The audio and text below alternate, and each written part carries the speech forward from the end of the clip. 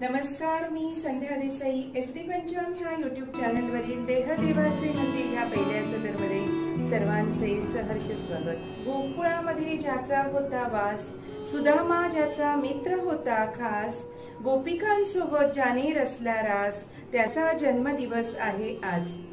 आज 26 ऑगस्ट 2024 श्रीकृष्ण जयंती म्हणजेच गोकुळाष्टमी. हिंदू धर्मशास्त्रामध्ये भगवान श्रीकृष्णाच्या या जन्मोत्सवाला सर्वात मोठा सण म्हणून हा उत्सव आनंदाने आणि भक्तिभावाने साजरा केला जातो.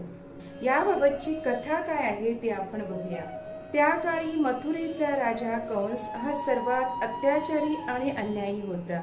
त्याला एकदा आकाशवाणी झाली की त्याची बहीण देवकी तिचा 8वा पुत्र त्याचा वध करेल. म्हणून कंसाने आपली बहीण देवकी आणि तिचा पती वासुदेव यांना बंदी बनवून अंधार कोठडीमध्ये ठेवले आणि देवकीच्या 7 मुलांना त्याने ठार मारले. त्यानंतर श्रावण वद्य अष्टमी या तिथीला रोहिणी नक्षत्रावर मध्यरात्री 12 वाजता मथुरा नगरीमध्ये कंसाच्या बंदीशाळेमध्ये देवकीला 8व्या पुत्ररत्नाचा लाभ झाला. देवकीचे हे 8वे पुत्ररत्न बाळकृष्ण म्हणजेच आपला भगवान श्रीकृष्ण. हा विष्णूचा 8वा अवतार म्हणून मानले जाते. असे सांगितले जाते की दुष्ट कंसाचा वध करण्यासाठी भगवान श्रीकृष्णाने धर्माचे रक्षण करण्यासाठी रात्री 12 वाजता जन्म घेतला. तेव्हा भगवान विष्णूंनी त्वरित कृष्णाचे पिता वासुदेव यांना आदेश दिला की या पुत्राला नंदाच्या घरी ठेवा.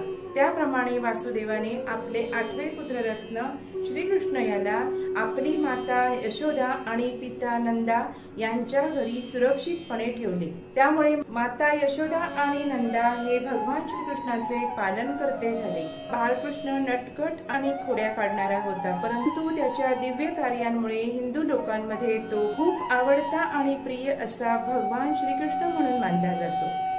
श्रीकृष्ण जन्माष्टमी ही सोमवार दिनांक 26 ऑगस्ट 2024 रोजी म्हणजेच आज रात्री 12 वाजता भगवान श्रीकृष्णाचा जन्मोत्सव साजरा केला जाणार आहे.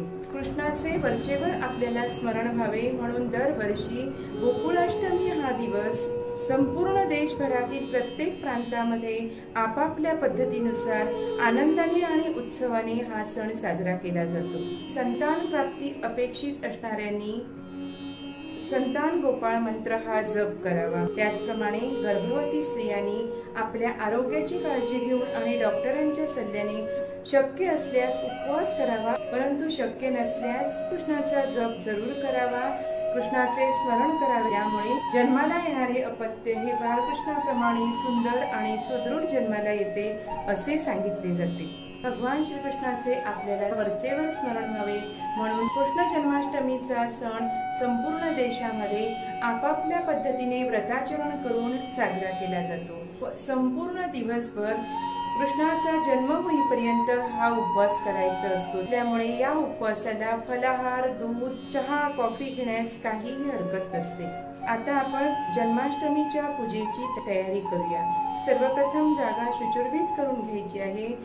म्हणजे जागा स्वच्छ करून त्यावर रांगोळी काढून चौरंग ठेवावा आणि त्यावर स्वच्छ कपडा ठेवून फुलांची सजावट करावी. तुळशी, फुले, अगरबत्ती, धूप अशा प्रकारे संपूर्ण तयारी करून घ्यायची आहे. हा प्रसाद तयार केलेला आहे, पंचामृत तयार केलेला आहे, शुद्ध पाणी, त्याचप्रमाणे यामध्ये वेगवेगळे अलंकार आहेत. विडा पाणी, विड्याची तयारी केलेली आहे. हा तुपाचा दिवा बाळकृष्णासाठी तयार केलेला आहे. त्याचप्रमाणे बाळकृष्णाला पूर्णपणे फुलांनी भरून ठेवलेले आहे. आता थोड्याच वेळात 12 वाजता कृष्णाचा जन्म होणार आहे. त्या अगोदर फुलांनी भरून ठेवलेल्या ह्या ताम्हणामधून कृष्णाला बाहेर घ्यायचं आहे. सर्वप्रथम बाळकृष्णाची मूर्ती मी ताम्हण्यात घेतलेली आहे. पंचामृत तयार करून घेतलेले आहे. पंचामृत कसे करायचे याबाबतचा व्हिडिओ माझ्या चॅनलवर आपल्याला बघायला मिळेल. आता मी बाळकृष्णाच्या मूर्तीला पंचामृत स्नानम समर्पयामी असे म्हणून बाळकृष्णाला मी पंचामृताचा अभिषेक करत आहे. पंचामृताचे स्नान घालून झाल्यानंतर हे शुद्ध पाण्याने स्नान घालत आहे. आता बाळकृष्णाच्या मूर्तीला स्वच्छ मुलायम कपड्याने अशा प्रकारे पुसून घ्यायचे आहे. त्यानंतर ताम्हण स्वच्छ पुसून घेतलेले आहे. आता ताम्हणामध्ये बाळकृष्णाची मूर्ती ठेवायची आहे। हे पाळणं आणलेलं आहे। ह्या पाळण्यामध्ये बाळकृष्णाला बसवायचे आहे आणि रात्री 12 वाजायच्या आधी ही सुंदर तयारी करायची आहे आपल्याला। असा सुंदर व्यवस्थित असा हा कपडा आपण बाळकृष्णाच्या ह्या पाळण्यामध्ये व्यवस्थितरित्या घालायचा आहे। हळदी कुंकू अक्षता वाहायच्या आहे। बाळकृष्णासाठी सर्वात प्रिय असते ती तुळस। सहस्त्र तुळशी बाळकृष्णाला। श्रीकृष्ण देवताय नमः। तुलसी युग्यम समर्पयामी। छान छान सुंदर अशा प्रकारची ही बाळकृष्णासाठी वेगवेगळ्या रंगामध्ये आणि वेगवेगळ्या डिझाईनमध्ये असलेले हे वस्त्र आज मी बाळकृष्णाला हे वस्त्र परिधान करत आहे। अशा प्रकारे बाळकृष्णाला वस्त्र परिधान करायचे आहे। सुंदर अलंकार चढूया।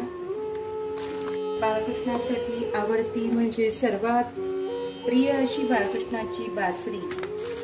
बाळकृष्णाला बासरी आणि मुकुट, मोर मुकुट हा सर्वात प्रिय बाळकृष्णासाठी असतो म्हणून हा मोर मुकुट आणलेला आहे। हा मोर मुकुट बाळकृष्णाच्या डोक्यावर चढवायचा आहे। हा बघा हा सुंदर असा मोर मुकुट आहे। हा मोर मुकुट बाळकृष्णाला चढवायचा आहे। हिरापाने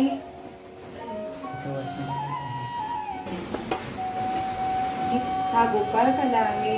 गोपाळकाला बनवलेला आहे। त्यानंतर साजूक तुपातला मैसूर पाक आहे। त्यानंतर बाळकृष्णाला आवडते ते दही, त्यामुळे दही आणि साखर। काही ठिकाणी लोण्याचा प्रसाद दाखवला जातो, परंतु आमच्याकडे दह्याचा प्रसाद दाखवला जातो, दही आणि साखर। अशा प्रकारे जरी दही आणि साखर ठेवलेले असते तरी बाळकृष्ण म्हणजे मटक्यातलं दही हे बाळकृष्णाचं सर्वात आवडतं दही आणि साखर मिक्स करून हे मटक्यातलं दही बनवलेले आहे। आता हा प्रसाद आपण बाळकृष्णासाठी दाखवायचा आहे। सर्वप्रथम असं चौकोनी खंडन करून घ्यायचं आहे आणि त्याप्रमाणे हे मटक्यातलं दही सर्वात प्रथम बाळकृष्णासाठी मी इथे ठेवत आहे। त्यानंतर हे मंडल करून घेतलेलं आहे आणि त्यानंतर हा प्रसाद बाळकृष्णासाठी अर्पण केलेला आहे। कृष्णासाठी हा आमच्याकडे स्पेशल धुतलेल्या तांदळाच्या पिठाचे घावण आणि शेवग्याच्या पाल्याची भाजी हा प्रसाद आज बाळकृष्णाला दाखवला जातो। आणि त्यानंतर बाळकृष्णाला प्रसाद दाखवल्यानंतर आपण हे पदार्थ खाऊन उपवास सोडायचा असतो। त्याप्रमाणे सर्वात महत्त्वाचा म्हणजे बाळकृष्णाचा हा गोपाळकाला। हा गोपाळकाला बनवलेला आहे। त्याचप्रमाणे स्वीट आहे, दही साखर आहे। आता इथे छोटंसं मंडल करून मी हा प्रसाद बाळकृष्णाला अर्पण करत आहे। ओम प्राणाय स्वाहा। श्रीकृष्ण देवताय महानैवेद्यम समर्पयामी। अर्पण करत आहे। आता हा तुपाचा फळांचा नैवेद्य आहे। हे अशा प्रकारे बाळकृष्णाला हळदी कुंकू वाहून झालेले आहे, अलंकार चढवलेले आहेत।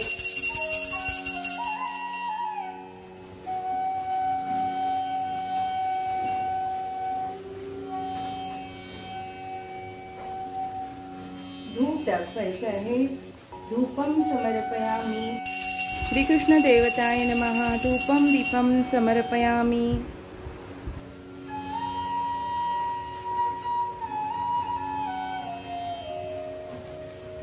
आता सर्व कुटुंबियांनी आरती करायची आहे। जन आरती पाळणे म्हणून ही गोकुळाष्टमीची पूजा करायची आहे आणि दुसऱ्या दिवशी 12 वाजता गोड नैवेद्य करून पूजेची सांगता करायची आहे। जन्माष्टमीच्या या दिवशी गोकुळ वृंदावनाचा देखावा तयार केला जातो, तर काही ठिकाणी जत्रा भरवल्या जातात। रासलीलांचे सादरीकरण केले जाते। श्रीकृष्णांची मंदिरे आकर्षक फुलांनी आणि दिव्यांच्या रोषणाईने सजवली जातात।